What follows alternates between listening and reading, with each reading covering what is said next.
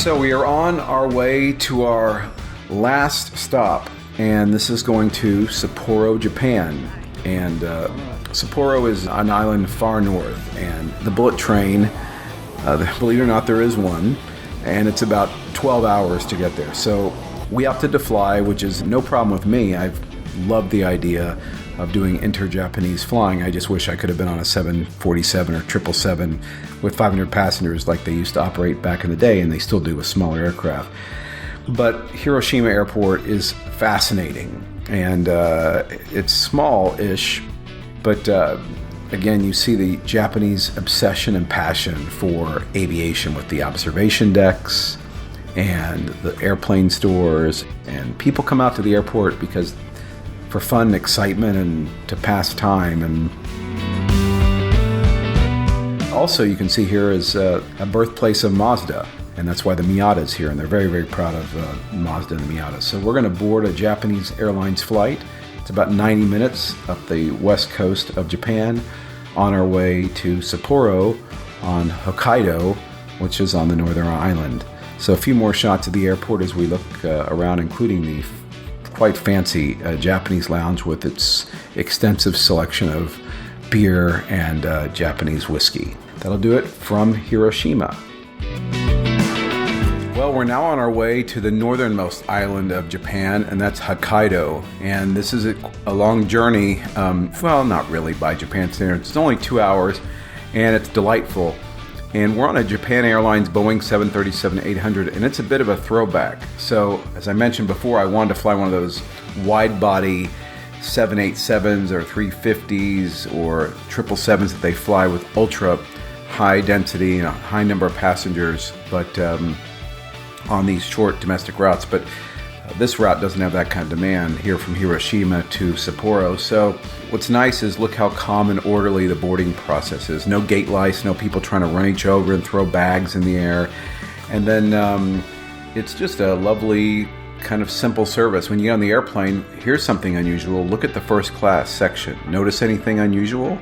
This is a first for me. I've never seen a first class with 3 seats on one side and 2 on the other on a narrow body plane. So I think that's pretty unusual. It's like some weird MD-80 configuration. Anyway, I'm getting a little airline geeky. Not a lot of perks on here. We have free Wi-Fi and we have USB and all that stuff. But what's kind of funky is the throwback. There's old school magazines and postcards and a ridiculous amount of legroom even for a regular economy seat. And nothing really that unusual, except everything's a little bit different than it is in America. And one weird thing is the catering. All we get is like a Coke and a little Coke. There's no choice of alcoholic beverages in the economy. There's no snacks really much to speak of, but it's kind of old school and nice. We'll be doing a big wide-body A350 on our domestic sector back to Tokyo, but this is a cool way to see the country from the air and fly kind of a new school, old school airplane in Japanese airline style.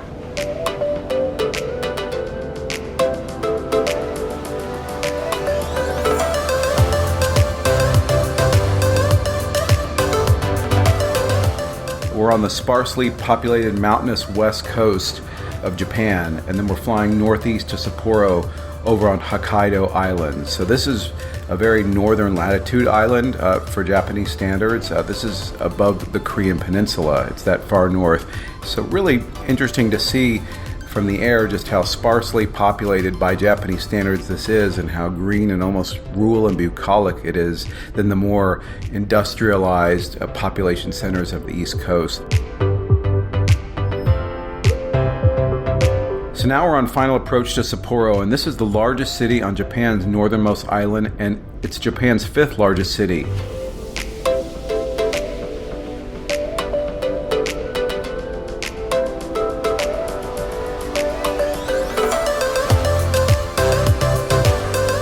Hokkaido on this island is where we're going to spend our last few days here in Japan. And what's so nice is we've been in blistering heat over the last 2 weeks, and it's going to be quite a bit cooler here, and that's because the latitude is pretty far north.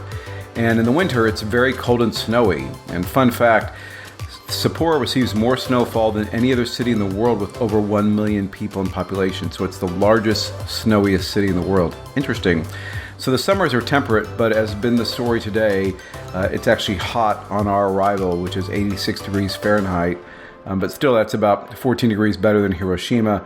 But it should be cooling down for the next few days, and we'll be seeing a lot of agricultural fields for what must be a very short growing season. And I've always wanted to visit here. This area is called the Japanese Alps, and we'll have a summer taste of that and some delicious world-class renowned Sapporo beer. So bottoms up, cheers. Let's head to Sapporo.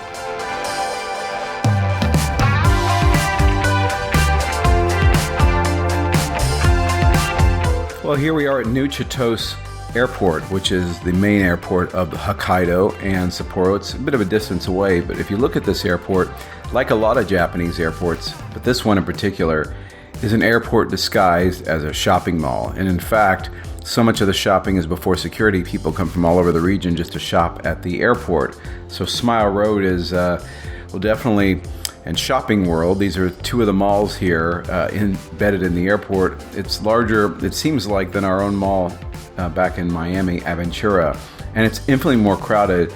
It's kind of unusual about this airport mall is there are 2 museums, a hotel, and a 6-screen multiplex. So walking around the airport, it is massive, as what you would expect for the 5th largest city in the country. And I think probably that also has a lot to do with the fact that this becomes an international tourist destination, particularly in the winter.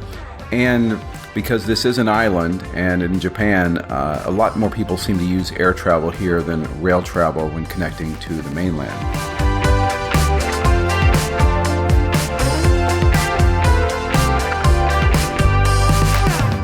And one of our favorite little stops here what we found is Kit Kats. So always plenty of Kit Kats. We're going to go Kit Kat souvenir crazy. Customs is probably going to have a fit.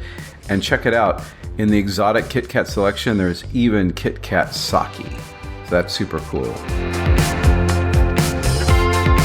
Well, so as we've seen throughout this entire travel experience, every airport we go to is like an airline avgeek's paradise. And of course, I'm an avgeek. But what's wonderful, as again we've said before, is that the Japanese just love aviation. And so we have these observation decks. And here at New Chitose International Airport, they're really into it. I mean, really into it, because not only do we have the observation decks, but there are 2 museums. And this particular museum has so much memorabilia, particularly of Japan Airlines and ANA, with old uniforms and models and timelines, and then these really cool posters and timeline graphic displays of the history of the airport. So they really, really get into it here. And sometimes as an av geek, when I go to other airports, I feel a little bit, out of place walking around with cameras and just gawking out at windows and on decks and all the stuff like that. But here in Japan, you're just like one of the locals.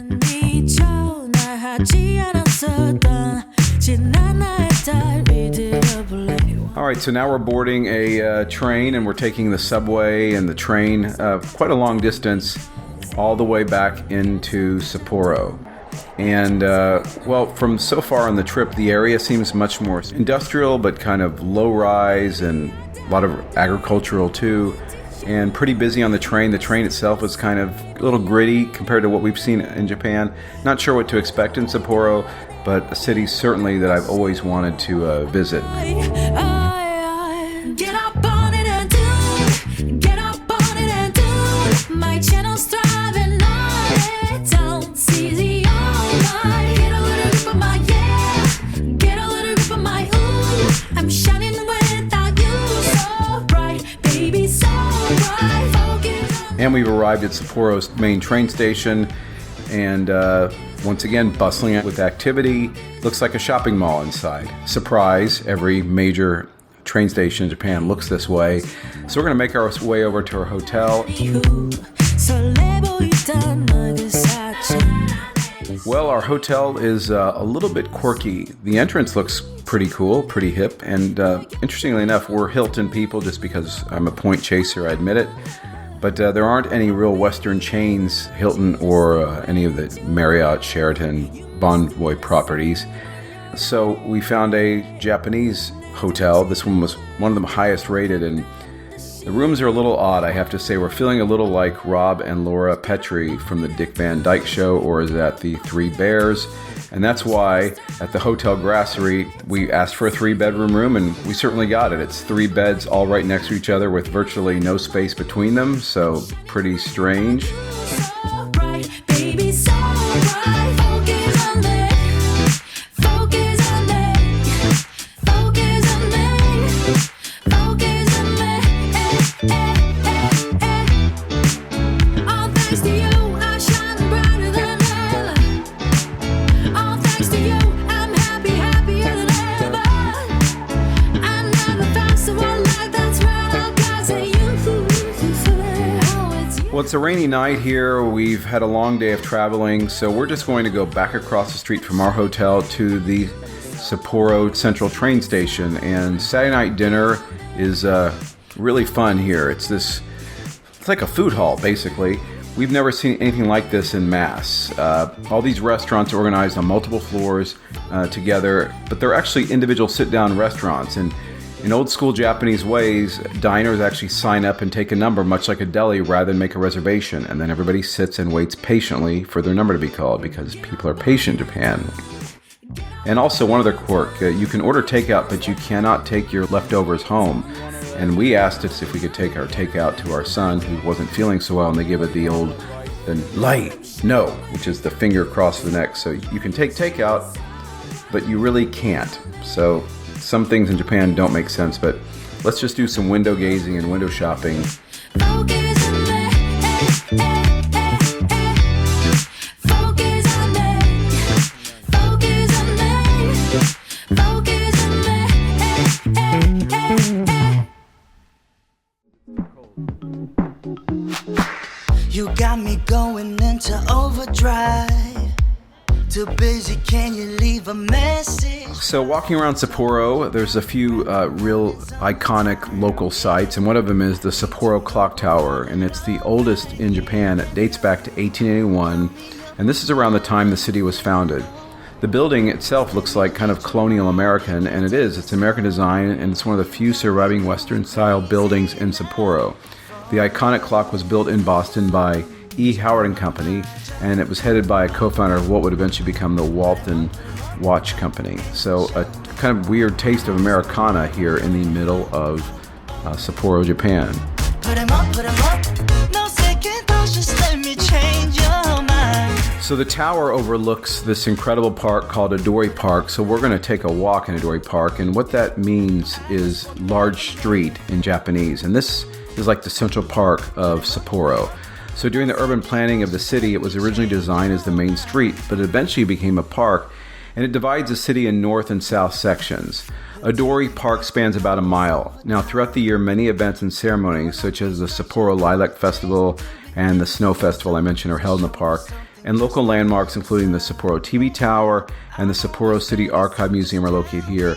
And the summer festivals are everywhere, including beer gardens, especially beer gardens. Lots of beer and bratwurst. You could be forgiven for thinking you're in Germany, but the Japanese are lovers of beer. So what I really love here in particular are the flower gardens, and in areas where you have very short growing seasons, they tend to kind of reminds me of Alaska in that way. There's a lot of flowers blooming in the summer and really quirky, fun topiaries like these panda bears and things like that. So you can really get lost looking at the park and all the beautiful floral patterns and bursts of colors and funky looking thrones and fountains, and it's so nice. It's almost spring-like here, and when you see these kaleidoscope of colors and and people out and about in mass, it reminds you that with such a short summer season, people do make the most of the warmer times of the year. So this park is really great. I think I'll have to take a walk through here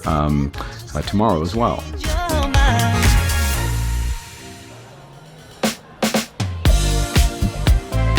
So Sapporo is a city that's absolutely bonkers for beer, and this will not come as a surprise for beer connoisseurs.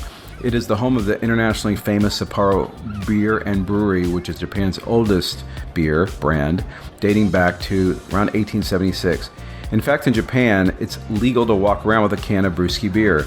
Japan was 10th worldwide for total beer consumption in 2022, so take that, Germany. This is kind of their own Oktoberfest, but it's August, so is it August Fest? I don't know.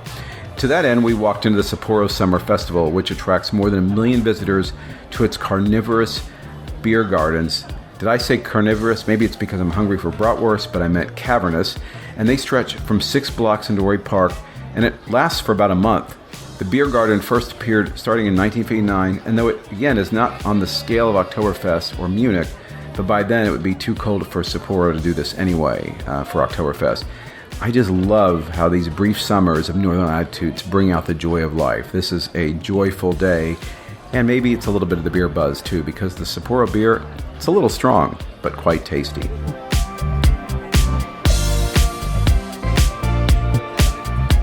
Sapporo's signature spot is kind of its version of the Eiffel Tower or the Tokyo Tower, but there's no Godzilla here. I just don't think he wants to be this far north.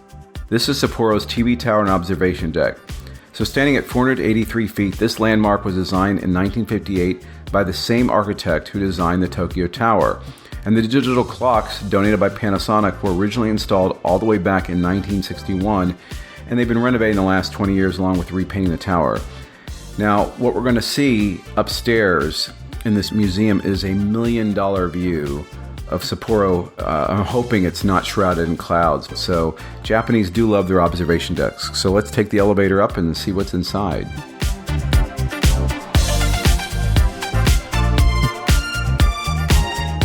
All right, so we're overlooking Sapporo from the observation deck here at the Hokkaido TV Tower. And if the name sounds familiar to you, then you might remember Sapporo as the site of the 1972 Winter Olympics, or the name of an obscure Mitsubishi-built Plymouth car in the late 1970s, or most likely you just know the world's famous beer that originates here. Well, Sapporo is actually a young city. It was founded in the 1860s, and today the city is well known for its ramen. And I think I've mentioned the snow. This being the snowiest city in the world, it has an internationally famous snow festival and ice carnival. How much snow is that? Well, the city's on the same latitude as Toronto, Canada, but the snow levels are off the charts. How does 191 average inches a year of snow sound? And this is pretty off the beaten path for tourists, at least ones from North America. I haven't seen any. And despite this being Japan's 5th largest city, very little English is spoken here, and people seem to be a bit more reserved and not as geared toward hospitality. But that seems to be more of a language barrier, and that switches on me. But I just don't think they're used to seeing as many Western tourists, though certainly in the winter, particularly for skiing outside the city, they see much more of that.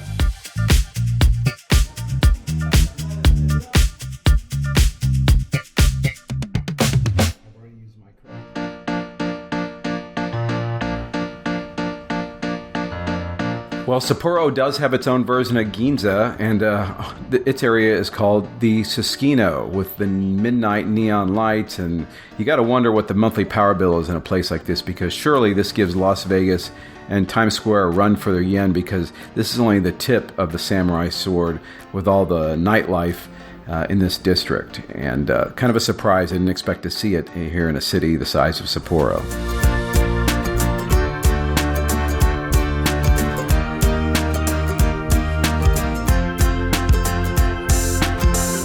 Well, we've stumbled into a Lawson convenience store, and these are absolutely ubiquitous in Japan. There's over 14,000 stores, second only to 7-Eleven. And just like 7-Eleven, it started in the US, but in this case, in Ohio. That was back in 1939 as a dairy and came to Japan in 1975. Lawson's is known for the bento boxes, premium desserts, and even health-focused stores. And it's even making a quiet return to the US. There is a few that have opened in Honolulu, and there's locations throughout Asia. But a real special treat to see one of these again. It's been a while for me. All right, so what to eat for dinner? Well, holy crab, shabu shabu, but with crab instead of beef. Hairy crab is absolutely a specialty of the island, and this dish was kind of hairy. Deadliest catch, but is a delicious catch. Frankly, I prefer Carla's crab sushi and Florida lobster, Caribbean lobster, to be honest. We did have to remove our shoes to enter the restaurant and check our shoes in. And the tables are very low, which was novel, but ultimately I'm going to have to go boo on this shabu shabu.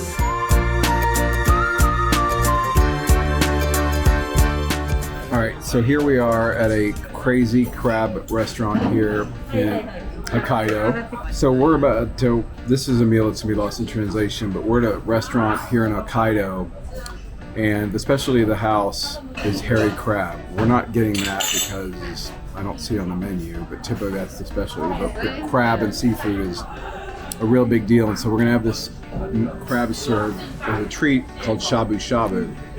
And I heard about shabu shabu from my Uncle Arnold, which is the person who inspired me the most to travel. And I remember him coming into Miami about 35 years ago, and we went to dinner, and he would just regale me with tales of his travels around the world, and particularly this dish. And he just couldn't stop talking about shabu shabu. So the way he described it, and I didn't even know we were doing shabu shabu, the way he described it is you take a piece of crab meat, or it can also be beef or pork, and then you have hot boiling oil here and broth, and when you say the word shabu shabu slowly, at that point the meal is cooked, just like I'm going to be. So I'm going to demonstrate. I'm going to hand the camera to Carla. I'm putting the crab here, and I'm going to dip it in the oil, and I'm going to yell shabu shabu, pull it out, and then I think it looks pretty great, right? It's yummy. Is it hot? Not really.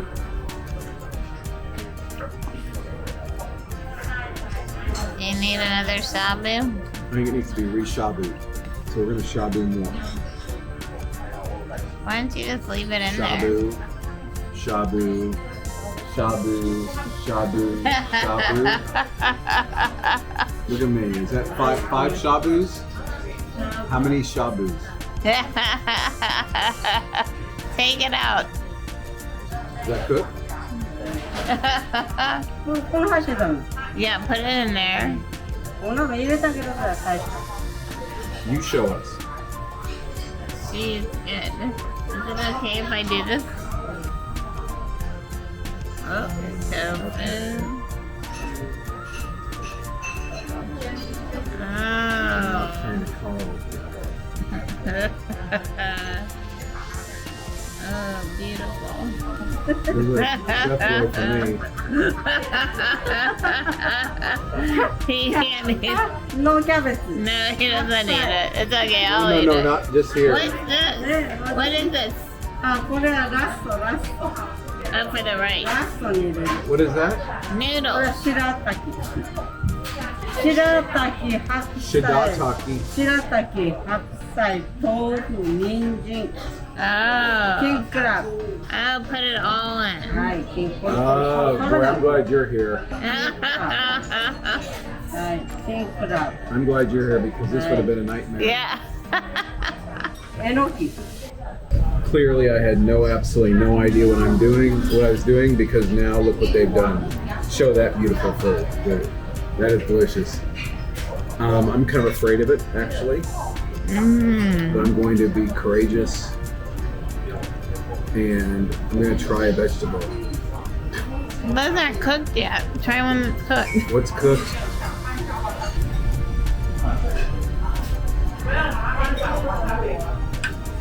That's not cooked. Anthony Bourdain, one of my favorite phrases, says, "Your body's not a temple, it's a circus. So have fun and play." Keep on. It's alright. I'm gonna play Panda Bear and try Oops, I'm gonna. a bamboo shoot. Uh-oh. And I just all messed up. That's not bamboo. I think you're supposed to dunk it in the miso. It's way better than shark. That's way better than shark. I'm still a Florida lobster crab boy, but I'm glad we're doing this experience. Yum yum.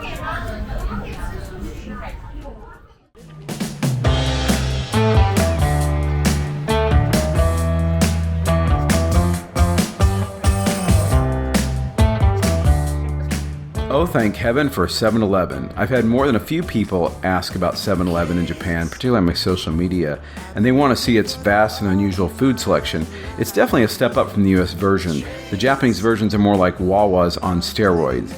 7-Elevens came to Japan as the very first modern convenience store in 1973 as York 7 in collaboration with America's Southland Corporation, who owned the brand. Now 7-Eleven is the largest convenience store chain in Japan in terms of sales and number of stores, ahead of its closest competitor, and that's Lawson's. It's also one of the largest retail chains in Japan in terms of sales. Now, in November 2005, the Japanese turned the tables and acquired full ownership of the original 7-Eleven from Southland. And in 2024, a Canadian corporation that owns many Circle K's and convenience stores is trying to turn the tables back and purchase 7-Eleven, but so far the Japanese government and the owners of the company are standing in the way of that.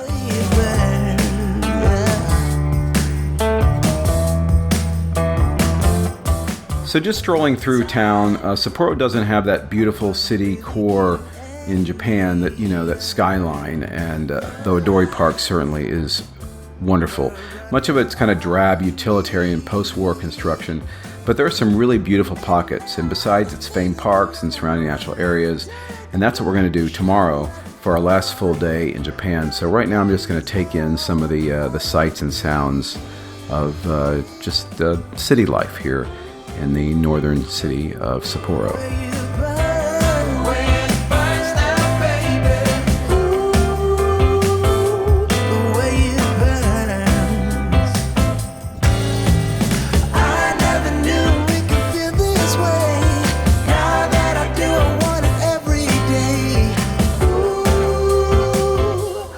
So Carla and Caleb are a little bit sick this morning, so I'm going to take a trip afield. Maybe they're just tired, and I don't blame them. This has been a marathon trip, so I'm taking quite a long-distance train outward on the island, and this is a pretty massive island, so we're just barely touching the surface. But again, kind of seeing that on a Sunday morning, how quiet it is, and the train looks really old school. It's kind of a throwback and feels like we're in just a little bit odd part of Japan than the more industrialized parts that we've been to. I can imagine that maybe some of the countryside is like what we'd see in the western part of Honshu Prefecture and the island that we just left.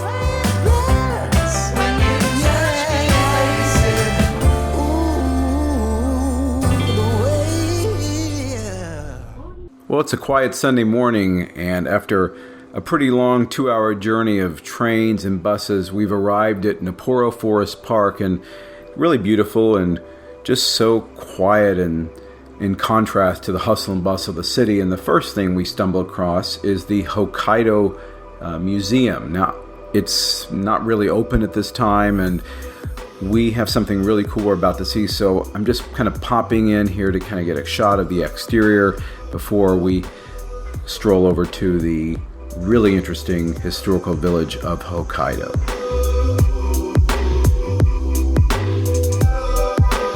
Welcome to the historic village of Hokkaido. This is a super impressive, authentic, historic, kind of open-air museum that represents a slice of what this place looked like and back into the 19th century. And if you can imagine, this museum is an open-air museum, kind of like the Henry Ford Village in Dearborn at the Ford Museum. And so there are 60 typical buildings from all over Hokkaido, and these date back from the Meiji and Taisho periods from around 1868 to 1926. And this is the era when Hokkaido's development was carried out on a large scale. And with only a few exceptions, these are not reproductions or renovated, but these are donated buildings that are collected and then transported and reassembled in their original state. And kind of like Disney, except this is the real thing. There are 4 different sections. There's a town,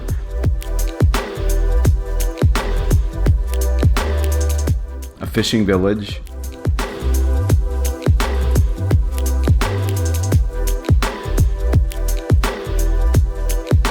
a farm village,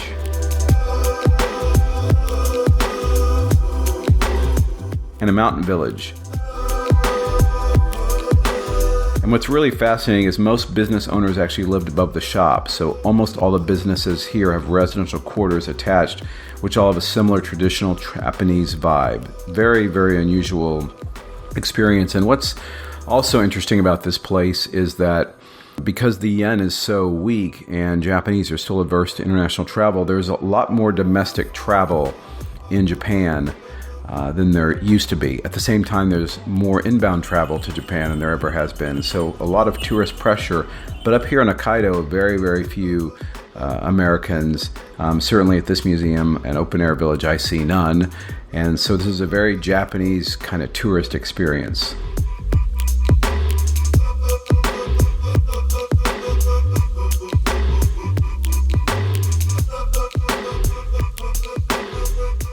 So let's step inside the homes of Hokkaido's early settlers, where daily life was shaped by hard work, harsh winters, and strong community ties. Farmers lived in wooden houses with thatched or single roofs, often combined living quarters with workspaces, like I mentioned before. That can mean barns or storage areas. And then you can see these tatami rooms, which were reserved for sleeping and family gatherings. The kitchens feature traditional kamado stoves fueled by wood or coal, and in colder regions there were hearths providing warmth and a place to cook.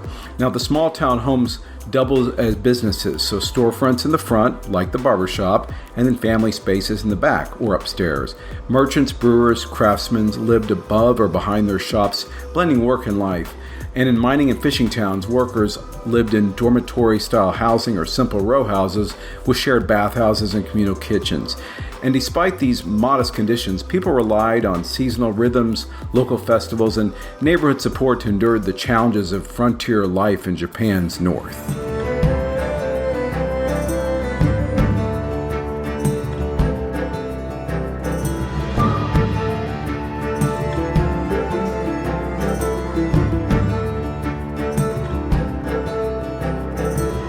Well, as I mentioned before, there was a lot of industry up here, but it was much more of a rural type of industry, very distinct from Japan. And so the historic village shows a lot of those businesses and centers of commerce. And back in the 1800s and 1900s, the main industries included large-scale agricultural work like wheat, beans, potatoes, sugar beets, farming, also raising cattle and land and that type of thing.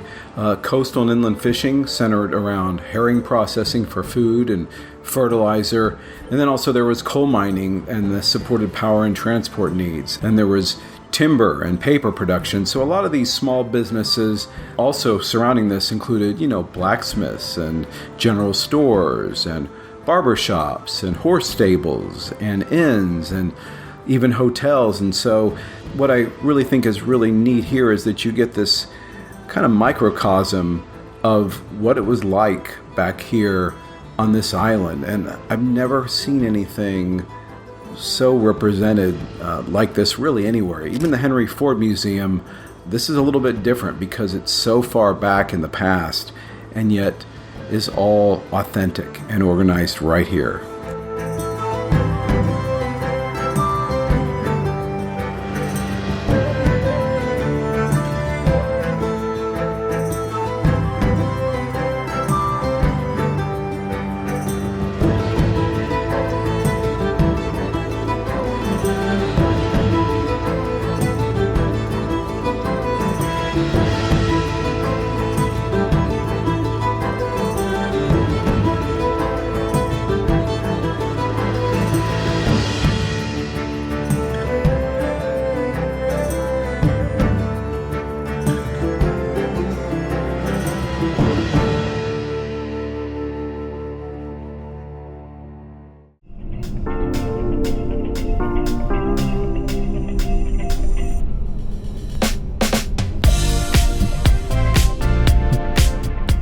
All right, we have an epically long day ahead of us for this trip out and about in the Hokkaido countryside. It is going to be about 10 hours, and what's really fun about this one is I mentioned earlier that there's a lot of Japanese tourists that are traveling internally, which has always been the case, but never more so than now.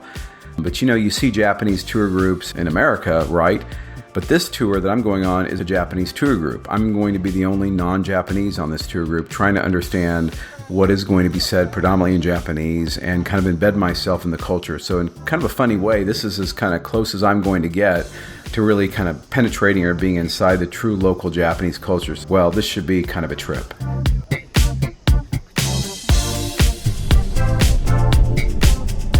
So we're driving through the countryside. We've got a long way just to kind of relax, listen to podcasts, look out at the scenery, and we've arrived at our first place.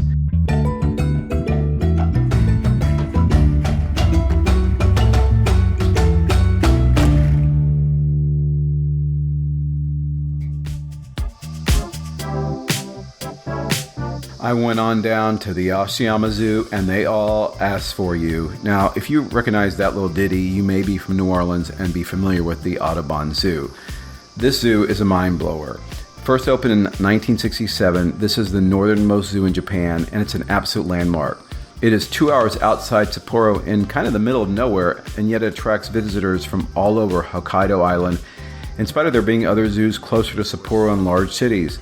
This zoo, let me tell you, well, it's a zoo. It's a massive one at that, and the crowds are just swelling.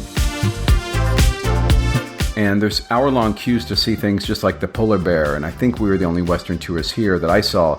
So I like places where you get a true locals feel, and this is it, particularly all these quirky signs and some of the quirky exhibits. And so this is a really funny place. Just look at some of these kooky signs here, some funny translations.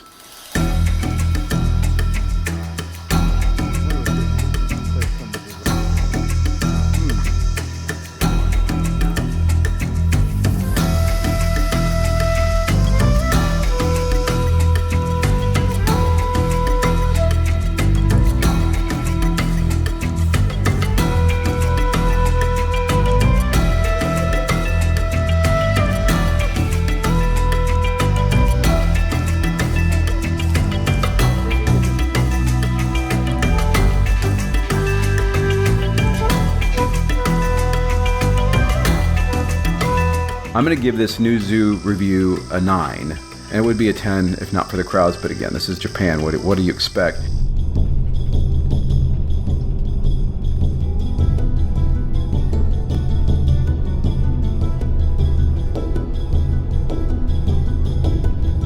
All right, well, that zoo was a zoo, and a hot one at that. The heat has returned for our last full day here in Japan.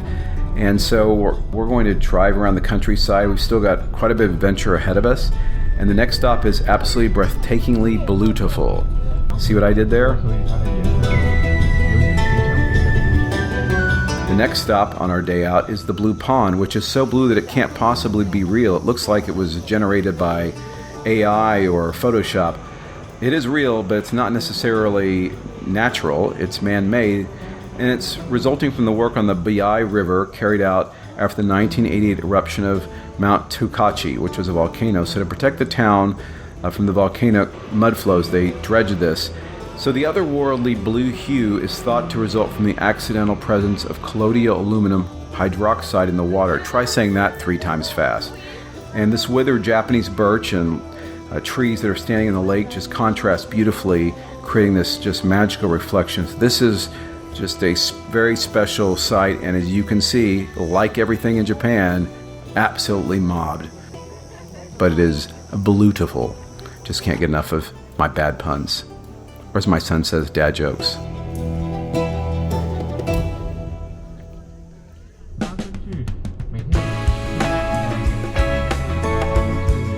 Well, as we continue on our drive, we see Grow Baby Grow. See what I did there again? Not drill baby drill, grow baby. Okay, if I have to explain it. Well, it wouldn't be hard to mistake rural Hokkaido with parts of the American heartland. Despite its short growing season, the island is Japan's breadbasket and agricultural leader. Crops include corn, rice, wheat, potato, beans, sugar beet, vegetables, and especially dairy products. Farms and farmhouses dot the beautiful mountain and undulating landscape for hundreds of miles. Now that's food, beautiful food. Aren't we lucky to have it? I think I'll stick to my day job, which is definitely not singing. OMG, a field of flowered dreams. Farm Tomita's rolling fields of flowers in starburst colors looks like something out of the mind of Willy Wonka. A kaleidoscopic candy rainbow. Now there are 14 different fields, including lavender,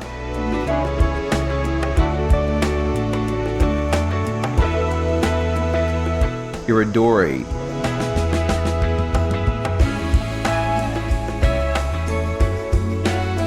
Sikawi, and white birch. Now, Farm Tomita dates back to 1903 when Takuma Tomita started plowing the wilderness and in this area, and he is the grandfather of Tadai Tomita, who launched lavender cultivation. He invented that. The production of lavender for fragrances has declined from its peak due to the growing importance of cheaper fragrances. But look at this fascinatingly beautiful place that's used as a tourist example. So they've, turned it from necessarily being purely farming for industrial purposes to this place that people travel from around the world just to photograph. And I gotta tell you, I wish I was allowed to put my drone up here. There's no drone signs anywhere. These people know what they're doing. So I'm trying to get up in high areas and walking around it and do all sorts of trippy photos. But what this is essentially the lavender mecca. You can buy soaps and perfumes and oils here, but it's just, oh my goodness, the photography and the visuals here are just so spectacular. This is one of the highlights of being here in Japan, and certainly something I didn't expect.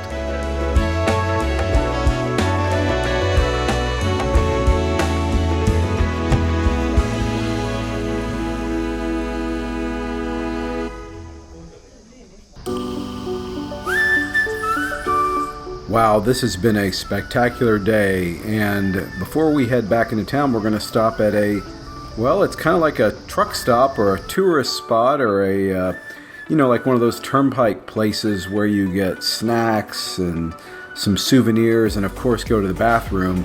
And so this is what a kind of a roadside turnpike rest area with stores looks like, Japanese style. So now we're going to head back. We've got a long drive home, and that's going to get us back quite late. But so I'm just going to relax, try to post some social media, and just try to reflect on just how incredible this trip has been.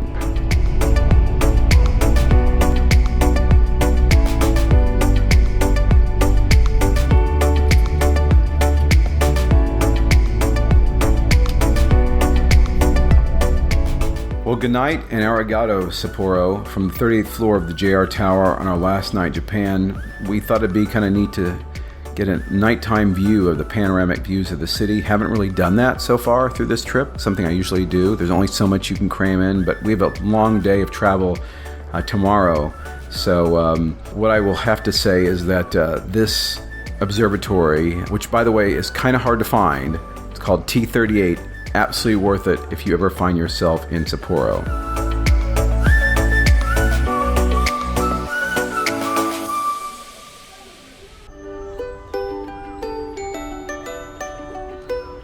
Well, we have a long day ahead of us of travel. This is our last half day in Japan, and what a journey this has been. So I'm taking a walk around Odori Park before taking the train to the airport. And I found the 1972 Winter Olympics 50th anniversary monument with the original rings. And the sun peeked out this morning and the flowers are bright.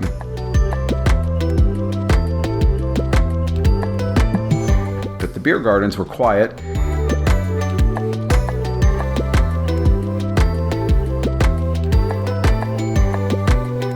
And a TV production was filming, workers were exercising in the fields, and it was me. It was just kind of a lovely time to reflect and be grateful for this brilliant, unforgettable 2-week experience with my family. And I'm gonna miss this place and just want to come back.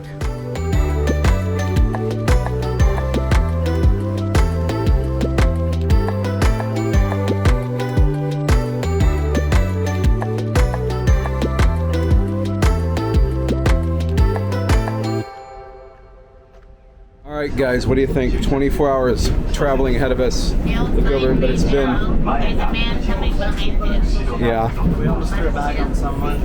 And we're excited. Excited to get home. Poor lady. Well, we've made our way back out to New Chitose International Airport, and that can only mean one thing, is that it's time to head home after this glorious adventure. And we have a long day of flying ahead of us with the time zone change. We lost a day coming over here. So we're going to fly from Sapporo back to Tokyo Haneda, and then on to Dallas-Fort Worth, and then finally on to Miami. So it's about 20 hours of flying ahead of us. But the first part is an adventure I was greatly looking forward to. So remember I told you how Japan is famous for flying big international wide-body aircraft in domestic configuration, carrying very dense amounts of people. And so the airliner that we're flying on today is one that usually you're accustomed to seeing on long-haul international routes. This is an Airbus A350, which flies flights that anywhere from 8 to 15 hours.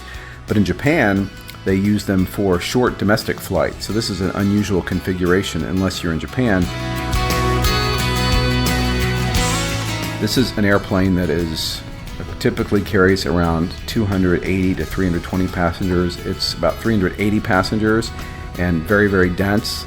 And this particular aircraft, though it does have the ability to fly up to 14 hours and 7,000 miles, is only being used for our 90-minute flight and roughly 400-mile flight to Tokyo, Haneda.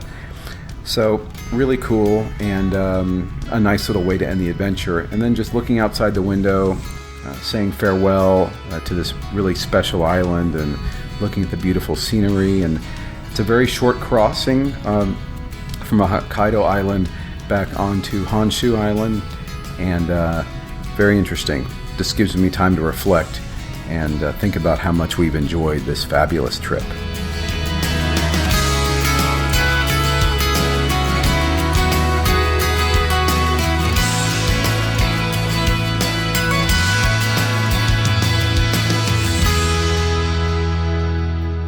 Well, the Japan Airlines Sky Lounge at Tokyo Haneda Airport is the perfect view to end the trip just before we board and reflect on this magical and exhausting trip.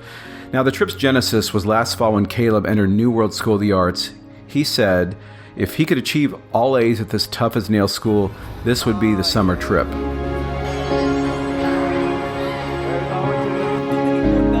Now, Carla and I have been here twice before, but it's been well over a decade since I was here last, and that was for the Boeing 787 inaugural in 2011, as I recall. Carla's last time here was in 2005 when we first came to Japan and were immediately charmed. Now, Caleb loves all things Japan, like anime, sushi, weird foods, ninjas, swords, Shogun, gadgets, games, and tech, and we thought this would be the perfect adventure, what we billed as the Sloan Summer Lost in Translation Vacation.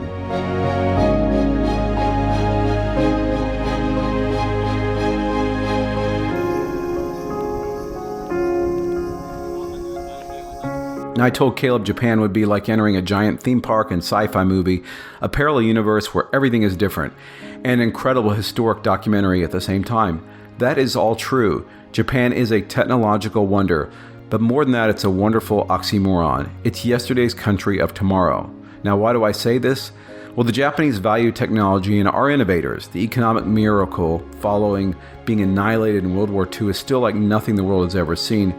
But yet, for all the tech, they hang on and revere tradition. They still use CDs, paper, tapes, point-and-shoot cameras, and even phone landlines.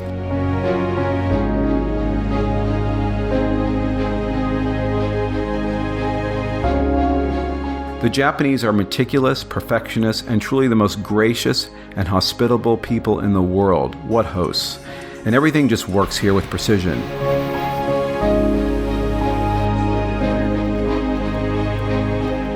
But this is a changed, chastened, and in some ways declining nation economically. Japan has endured a 35-year deep recession since the bubble popped at the end of the Showa era in 1989. No longer the feared and envied force it was in the 70s and 80s. Other tiger nations like Korea, China, and the US have leapfrogged its technological edge and cultural exports as Japan has become itself more risk-averse and kind of turned inward. Japan is no longer the world's number 2 economy. It's been usurped by China and eventually India. This country's quirky creativity and unabashed capitalism entrances. Its ancient history fascinates. But what resonates the most is for these 2 weeks we have been trapped in a bubble of joy. What's really big in Japan? Kindness. That wasn't lost in translation. They give us hope in the human race. Arigato, Japan. Thank you all for following us on these adventures, and always, I apologize for breaking your news feeds if you follow us on social media, but this place was too good not to share. So we hope you enjoy the video, and for now, sayonara, Japan.